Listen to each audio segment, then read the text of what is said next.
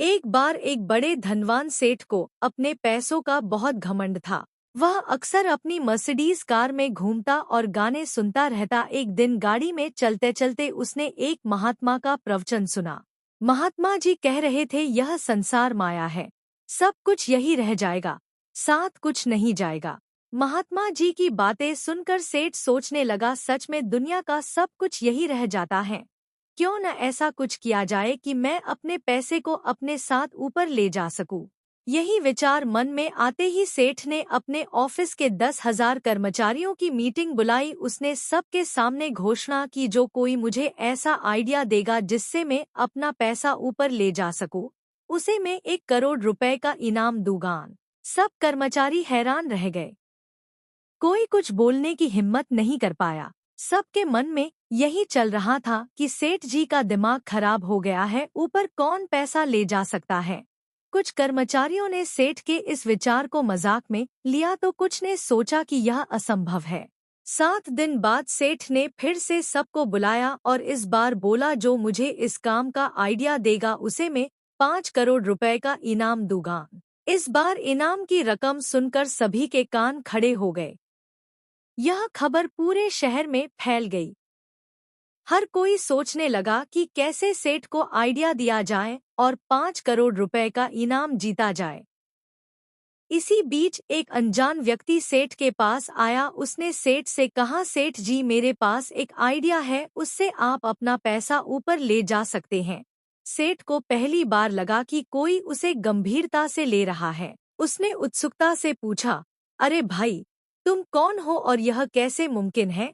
अनजान व्यक्ति बोला, सेठ जी, आप दुनिया के कई देशों में गए होंगे, है ना? अमेरिका, दुबई, यूरोप, क्या आपने वहाँ की यात्रा की है? सेठ ने गर्व से कहा, हाँ, मैं पूरी दुनिया घूम चुका हूँ। व्यक्ति ने मुस्कुराते हुए कहा, जब आप अमेरिका जाते हैं तो क्या करते हैं?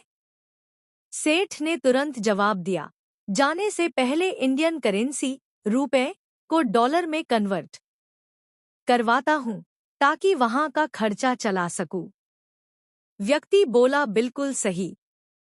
जैसे अमेरिका में रुपए नहीं, वैसे ही सोचिए स्वर्ग में कौन सी करेंसी चलती होगी। सेठ थोड़ी देर के लिए चुप हो गया और सोचने लगा, स्वर्ग की करेंसी क्या हो सकती है? व्यक्ति ने मुस्कुराते हुए कहा, सेठ जी, स्वर्ग की करेंसी पुण्य है, वहां केवल पुण्य का लेन देन होता है। यह सुनते ही सेठ की आंखें खुल गई। व्यक्ति ने समझाया, जैसे अमेरिका में डॉलर की जरूरत होती है, वैसे ही स्वर्ग में पुण्य की जरूरत होती है। जो पुण्य अपने अपने हाथों से कमाया है वही स्वर्ग में काम आएगा, बाकी सब कुछ यही रह जाएगा। जो आपने आपने खाया, पहना, उधार दिया या बचाया, सब यही छूट जाएगा, केवल पुण्य ही आपके साथ जाएगा। व्यक्ति की बातें सुनकर सेठ गहरी सोच में डूब गया। उसे महसूस हुआ कि जो भी पैसा, संपत्ति और ऐशो आराम वह अपने लिए जुटा रहा है, वह सब यही रह जाएगा। लेकिन जो पुण्य के काम वह करेगा, जैसे दूसरों की मदद करना, जरूरतमंदों को दान देना, अच्छे कर्म करना, यही सब साथ निभाएंगे। जो आपने अपने हाथों से किया वही आपका है, बाकी सब सपना है। और उस व्यक्ति ने अपनी बात खत्म की। सेठ की आंखों में चमक आ गई।